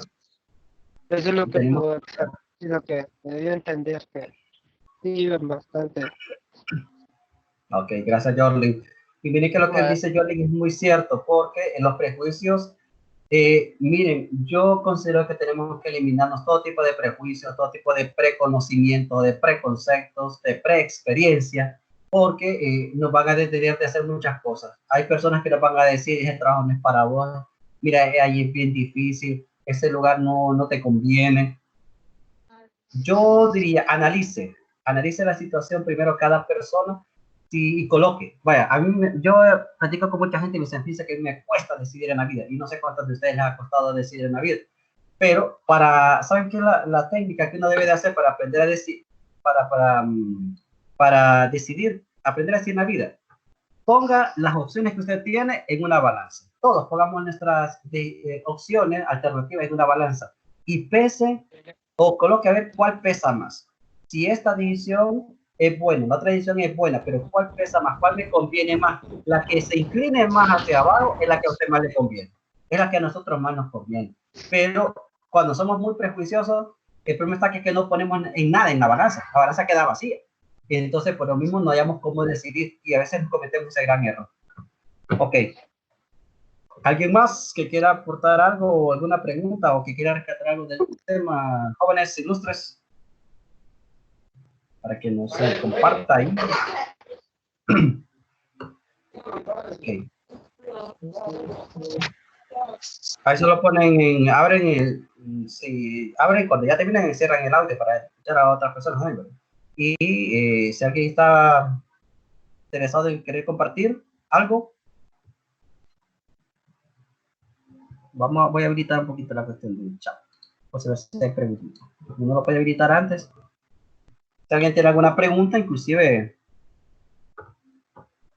lo pueden hacer, ¿verdad? Por mismo chat lo pueden escribir también. Ahí teníamos. Hola, Alejandra. Alexandra. ¿Cuándo es el examen para irnos preparando? No creo que usted que quiera apretar algo de la clase. Es de la clase. No, de lo que acabo de hablar ahorita. No, la clase, en la sexta tutoría, la fecha que aparece en la guía didáctica, ahorita no me acuerdo muy bien. Déjenme buscar guía didáctica. Las fechas no cambian, hipótesis. El comunicado que hizo la universidad, las fechas se mantienen las mismitas, ¿verdad? Para que ustedes sepan, no vayan a preocuparse, ¿verdad? Que van a haber cambios. Aquí estoy viendo. Sexta es el 26 de abril. Gracias, Alexandra. Ok, ahí está. Miren, todo lo que vimos ahorita es lo que va a entrar en el examen. Pero obviamente de aquí, de la misma guía didáctica que teníamos varias cosas que ustedes pueden ver, algunas cosas las omití, algunas páginas las omití, porque consideré que lo que iba a colocar en la diapositiva iba a ser mejor. Estas diapositivas que les tengo aquí son 3 diapositivas, digamos, incluso quitando las primeras también, es lo que va a entrar en el examen. Es lo que va a entrar en el examen. Entonces ya saben, es el 26 de abril el examen último. Este vale 20 puntos, como lo miran ustedes aquí. 20 puntos. Y pues es de estudiar la guía didáctica, la diapositiva.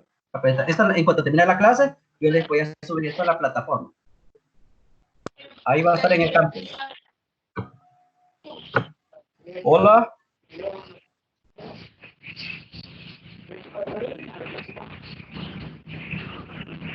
¿Alguien más?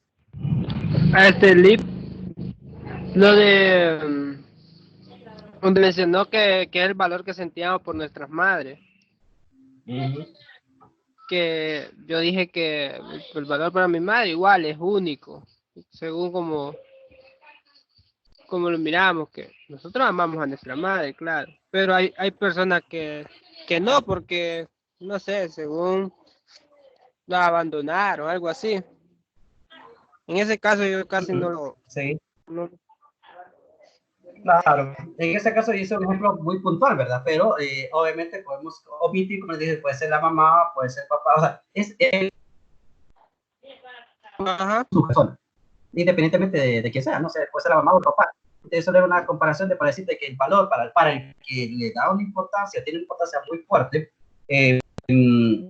la mamá, entonces que lo compare, ¿verdad? Que cómo es, si ella vale por sí misma o vale porque nosotros le queremos dar un atributo de valor, por lo que significa para nosotros. Pero obviamente en vez de la madre puede ser otra persona, puede ser un hijo, una hija, un hermano, una hermana, ¿verdad? Como un punto de referencia para expresar de que la madre tiene un valor muy importante para cada uno de sus hijos, ¿verdad? Obviamente, vuelvo repito, para quien la tiene. Si no, es compararla con otra persona que está cerca de nosotros, que tiene un valor muy importante. ¿Vale por sí misma o vale porque a mí me da la gana con el humano? Obviamente vale por sí mismo. Ok. ¿Alguien más, chicos?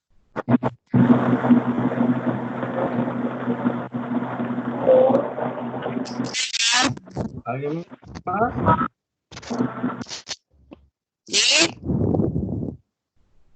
Pues entonces por terminar esta clase. Hola. Escucha. Acá no le entendí la... Hola. Hola, Liz.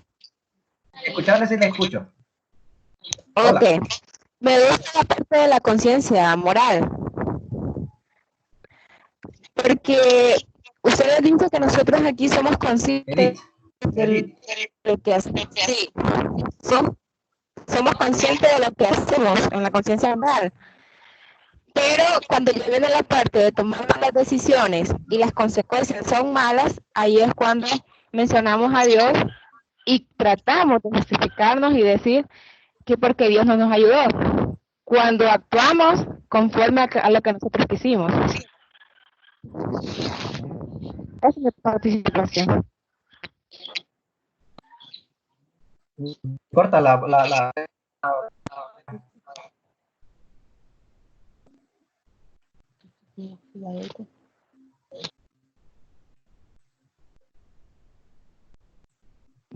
Hola. Señal, creo. A ver, hola, a ver, trate de volver a repetir así, a ver si le entendimos. Que me gusta la parte de la conciencia moral, porque aquí nosotros actuamos conforme a lo que nuestra conciencia nos dicta.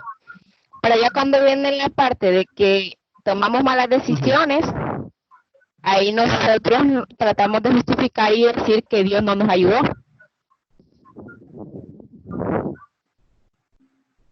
¿Escucha? Ok. Sí. Eso fue lo que más me gustó, que nuestras acciones propias, ahí sí metemos, cuando las consecuencias son malas, ahí sí metemos la parte religiosa.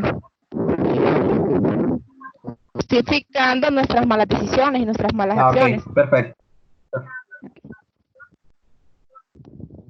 Claro. Recuerden que aquí hay un dato muy importante, lo que nos dice Edith, y es de ponernos a pensar que la actuación de cada persona somos libres. Eso es algo importante. Todos tenemos el carácter de libertad y de voluntad. Eso lo rescatamos bastante en la clase de ética profesional. Libertad y voluntad. Somos libres nosotros de decidir, somos libres nosotros de actuar. La libertad me debe de llevar a mí a una voluntad, es decir, la voluntad es la acción, es actuar. Ahora, la conciencia y se lo voy a adelantar por los que no van a estar conmigo en ética, pero es que eso sí lo tomo en ética. La conciencia como tal tiene mucha función, depende mucho del ambiente donde nosotros nos hemos desenvuelto, donde nosotros hemos actuado, porque hay cierto tipo de afectación en nuestra propia vida. Hay dos tipos de conciencia. Yo recuerdo que yo grabé una clase de moral, filosofía moral, moral fundamental. Y algo se nos explicaba un licenciado, nos decía muy bien, y a mí nunca se me olvidó.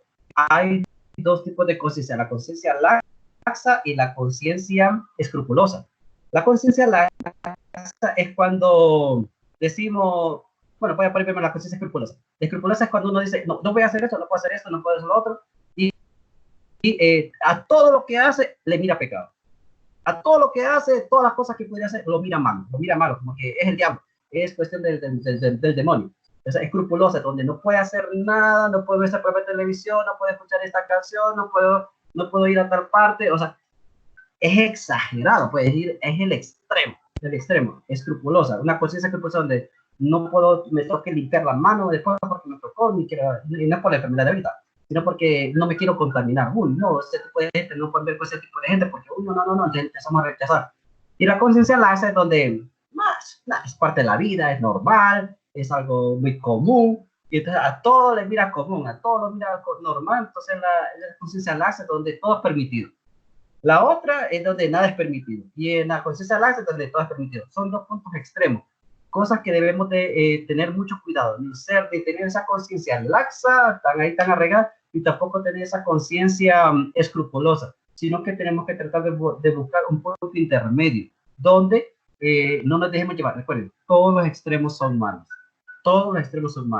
y somos libres de decidir, pero, ojo, vuelvo repito la frase que les dije, todo acto humano siempre trae consecuencias, y nosotros debemos de ser muy maduros para asimilar o asumir las consecuencias de nuestros actos, porque eso nos ayuda a nosotros a ser personas maduras. Eso es lo que nos ayuda. Bueno, gracias, Edith. Anabel dice que tiene una pregunta por aquí. No sé, Anabel, si la dice o la escribe en el chat, que aquí la estamos viendo. Jorge nos decía, está muy interesante sus explicaciones, nos sacan de muchas dudas. Muchas gracias. Dariana, excelente clase, Dick, gracias por tomarse el tiempo y discutir dudas con nosotros. Alexandra, todo bien, Dick, gracias. Estela, acerca del apunte de Zaratustra, el ascetismo, el concepto que dio muy bueno. Sí, léase, así hablo Zaratustra, es buenísimo, muy bueno. Este era el tema, ¿cómo lo explicó? Dicen, bueno, muy bien, y me llamó la atención la axiología, es buenísima, lástima, bueno, en la de pedagogía vamos a retomar y vamos a profundizar mucho más, unos videos buenísimos, unas comparaciones de ética y moral buenísimos, pues, los que vayan a pedagogía conmigo, a ética profesional conmigo, de pedagogía. José Molina, estamos más que claros, Lee, muchas gracias. Emerita nos puso ahí un dedito de que excelente, estamos bien. Igual que Hilser, Jordan, pues ya le dimos la participación a él también, ¿verdad? A Josué, pues de igual manera, debemos superarnos en todos los aspectos siempre. Bueno, estos creo que son de los más que se podía ir. Y no sé, Anabel, ¿cuál es la pregunta que tenía? ¿Qué es el valor objetivo? El valor objetivo es sencillamente, no depende de mi opinión. El valor es, el valor el valor como tal ya existe. Por ejemplo, el valor a la vida, ¿depende de mí? No, no depende de mí. La vida ya es un valor en sí mismo. El valor objetivo no es tanto que dependan de la opinión de las personas. El valor como tal ya está. La justicia, por ejemplo.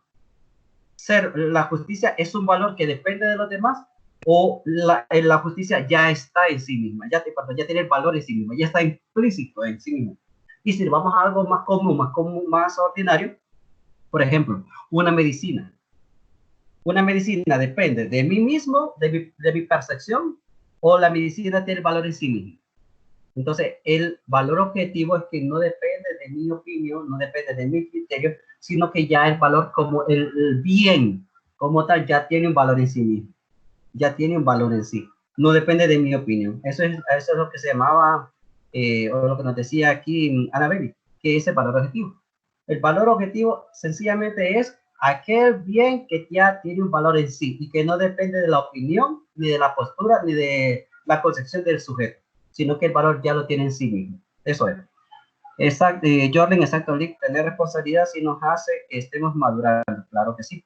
Kirser, Lick, acerca de los cambios que ha tenido el hombre durante la historia. Si es una pregunta, pero no estoy muy seguro a cuál de todos los cambios se refiere. El ser humano, lo que puedo decir es, así en general, es que el ser humano va cambiando. Y como yo cambio, como cambian los demás, entonces los valores van cambiando, porque las prioridades no son las mismas. Y entonces el cambio sí es algo muy factible. Nuestro pensamiento, cuando teníamos en adolescentes, éramos adolescentes, no es la misma de ahora. Entonces, sí, la historia nos va, a través de las experiencias o de las anti-experiencias, nos van transformando a cada uno de nosotros, ¿verdad? Catherine, muchas gracias, Lee, por su tiempo en la clase y su excelente aclaración. Josué David, cuando habló de ética y moral, ¿qué otras diferencias hay entre ambos? La ética es de carácter universal y la ética se enfoca de manera particular en leyes y la moral se enfoca en normas. Las leyes no son negociables, las leyes están y se cumplen y punto. Las normas son más parámetros desde puedo cumplirlas o no puedo cumplirlas. El castigo en la ética, cuando se hace una falta en la ética, me lo va a imponer la sociedad. El castigo, cuando yo infringo a la moral, me la aplico a mí mismo. Por ejemplo, un ejemplo muy sencillo de ética y moral en cuestión de castigo. Si yo vengo y hice una mala transacción voluntariamente, mandé dinero, si yo trabajé en un banco y hice una mala transacción, voluntariamente la mandé a mi cuenta o la mandé a un familiar o a un amigo, entonces a mí me van a imponer un castigo por parte de la ley. Voy a tener que pagar eso y voy a tener que pagar, imagino, una condena en la cárcel. Ahora, en la parte moral el castigo es, por ejemplo, si usted vino y le dijo algo a su mamá, le gritó, y entonces vino su mamá, no le dijo nada, simplemente se cayó, y usted se dio cuenta, cuando ya terminó de se le puso la cólera, se dio cuenta de que usted dijo, puchica, no le tuve que haber gritado, no le tuve que haber dicho eso, ya se lo dije, pero no me siento muy bien. ¿Qué pasa cuando usted, ahora que ya le dijo lo que le dijo, y que mejor se fue, no le contestó nada? ¿Qué pasa si ahora a usted la mira llorando? Es peor, ¿verdad? El castigo no se lo está dando ni la policía, ni un juez, ni nada. El castigo se lo está haciendo uno mismo. Uno mismo se autocastiga con la moral. Por lo tanto, la moral es muy subjetiva. Es decir, yo cumplo por decisión personal, por los valores que a mí me han enseñado. Entonces, ahí es otro dato más acerca también de la diferencia entre la moral y la ética. A ver. Y nos dice Arabeli, muchas gracias, Lee, muy puntual con la aclaración, excelente. Diana, o sea que los valores son cambiantes, claro. Los valores no son estables, porque los valores son los que nosotros practicamos, pero que van a cambiar de acuerdo a mis necesidades, de acuerdo a la realidad. Incluso hasta en una empresa. Recuerden que existe lo que se llama la pirámide axiológica o la pirámide de valores. Las empresas toda empresa tiene que tener su pirámide axiológica o su pirámide de valores. Nosotros como seres humanos tenemos también nuestra pirámide axiológica, es decir, tenemos nuestros propios valores, pero los podemos cambiar. O sea, los que tengo ahorita no necesariamente van a ser mañana, van a ser dentro de unos años. Los voy a modificar. Por ejemplo, uno de los grandes valores que yo podría decir es la honradez. Sí, yo la tengo fundamental, pero ahora mi valor fundamental en la pirámide, en la cumbre, mi valor de hoy va a ser transparencia, por ejemplo, ¿verdad? O verdad, decir la verdad, o la humildad. Entonces, si yo emprendí un camino de espiritualidad, ahora no tanto va a ser la transparencia, sino que va a ser la humildad y la sencillez. Entonces, como el hombre cambia, el ser humano cambia, las sociedades cambian, entonces también los valores van cambiando al mismo ritmo que las personas vamos cambiando. Dice Figueroa, me encantó los temas de los valores. Oscar, muy buena la clase, muy entendible, todo muy interesante, el pensamiento de cada filósofo antes mencionado. Ok. Figueroa, excelente, licenciado. Norma, es importante el cambio de rol de la mujer frente al hombre. Eso ya no es latente, ahora es patente, ya está, ya es visible. El cambio se está mirando, el cambio se ve, ¿verdad? Y no es algo como que se quisiera desear, sino algo que ya se está haciendo, pero obviamente se necesita seguir trabajando más, donde hablamos de que todos tenemos igualdad de derechos, todos tenemos igualdad al momento de poder ejercer un trabajo, de ejercer una labor, pues tanto varones como mujeres, no solamente en campo de las mujeres, también los varones. Así que ambos, varón y mujer, tenemos igualdad de derechos y podemos expresarnos, podemos desarrollarnos, progresar en cualquier ambiente, en cualquier lugar, ¿verdad? Y entonces eso no se puede omitir porque es parte de los derechos humanos. ¿Listo? Disculpe, Lee, aclárame un poco sobre el ideal científico. Ok, el ideal científico es aquello que se está buscando de manera particular, ¿verdad? Donde se debe de actuar con sabiduría, se debe actuar sabiamente, con entendimiento, con inteligencia, se enfrenta a la realidad, pero no se enfrenta al azar, no es algo azaroso, sino que yo voy a enfrentar la realidad, voy a vivir, no tanto enfrentar, voy a vivir la realidad con conocimiento, sin prejuicios. A eso es lo que lo decía, como ya hablamos con Jordi, quitarse todo tipo de prejuicios. O sea, el ideal científico es el ideal humano, hacia dónde quiere ir, qué pretendo hacer. Y me refiero no solamente a nivel de personas, sino que como seres humanos, como sujetos, como toda la realidad del ser humano, a nivel universal, hacia dónde estamos llevando nuestro mundo. El conocimiento que está inventándose el día de hoy, el conocimiento novedoso que se está haciendo el día de hoy, ¿hacia dónde nos está llevando? ¿Qué perseguimos como seres humanos? ¿Qué tipo de mundo queremos tener? Es el ideal humano como tal lo que está en juego. Entonces, el ideal científico lo que nos está a nosotros ayudando es a poder tener una claridad acerca de qué tipo de vida queremos llevar los seres humanos de ahora en adelante. Sin prejuicio de que si antes sucedió una cosa, sí, pero fue antes. O sea, no podemos tener prejuicios, sino que tenemos que eliminar todo tipo de conocimiento que no beneficia, que no ayuda, y formularse fines claros. ¿Qué tipo de seres humanos tratamos de hacer? O, más aterrizado, ¿qué tipo de hondureños queremos ser? Ese es el ideal científico. ¿Qué tipo? Es que el hondureño, solo está para pedir, es que el hondureño solo extendiendo la mano, es que el hondureño es aragán, es que el hondureño siempre llega tarde. Esos son prejuicios que tenemos que eliminarnos. Y lo que nos dice el ideal científico es qué tipo de hondureño queremos ser, partiendo de cero. Es decir, partiendo de las cosas que realmente nos van a ayudar a crecer. Hay que quitarse todo tipo de prejuicios para poder tener ese ideal científico que nos conduzca a un ideal humano. Disculpe, Lee, aquí está.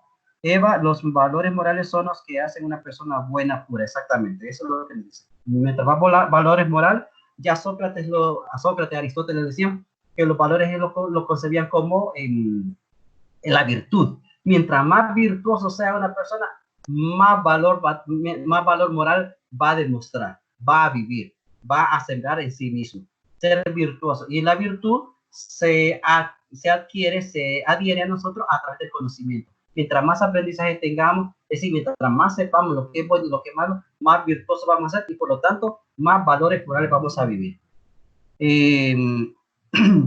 Leslie, me gusta la explicación acerca de los valores de Santo Tomás de Aquino y su forma tan profunda de analizar. Muy bien, es excelente. Sí, existen varios tipos de hedonismo. O sea, hablamos de dos tipos de hedonismo de manera particular, ¿no? O sea, hay muchos otros tipos de corrientes, pero retomé las bases, la de Epicuro, ¿verdad? La de Epicuro, que es la que ya hablábamos nosotros, ¿verdad? Y la de Arístico, Pero obviamente hay más corrientes. Muy buena la explicación de los valores, dice Leslie. Dariana, gracias por la explicación, Lee. Ya voy a almorzar, creo que la clase terminó, bonito día. Si ya voy a terminar, solo termino de leer esto nada más.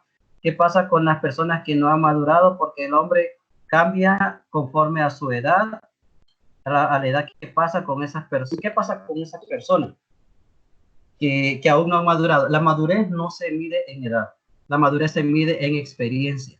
La madurez se mide en lo que hace, en lo que piensa, en las decisiones que toma, no es en la edad. Por eso no tanto una persona puede tener muy poca edad, muy corta edad o muy avanzada edad, y eso no significa que sea una persona madura. La experiencia es lo que hace que la persona madure como tal. William, gracias, Lee, muy buena la clase y entendible los temas. Yo creo que el hombre cambia conforme a la experiencia, lo que estaba explicando. Eva, los valores no son simplemente válidos, exactamente. Muy bien. Bueno, chicos, yo considero que ya hemos leído varios de los mensajes, el pensamiento de cada uno de ustedes, ¿verdad? Y ojalá que podamos pues seguir adelante, ¿no? Josué, muchas gracias por la explicación de la clase de hoy, aprendí mucho ya que fue fácil de entender. Felicidades por su gran conocimiento y por la capacidad que tiene de explicar ese conocimiento de manera clara y sencilla. Feliz día, Irser, Eva, muy gracias, muy bonita clase. Ok, bueno chicos, entonces pendiente el examen, la última tutoría, pues ahí nos despediremos. Lastimosamente no pueden ver mi hermoso rostro de seguro presencial, pero ¿qué vamos a hacer?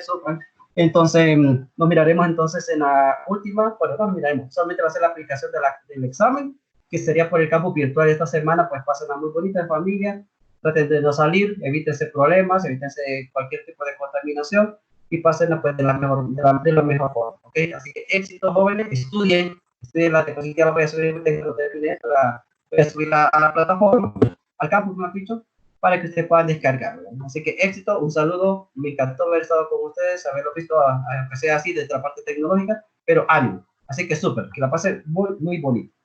Chao.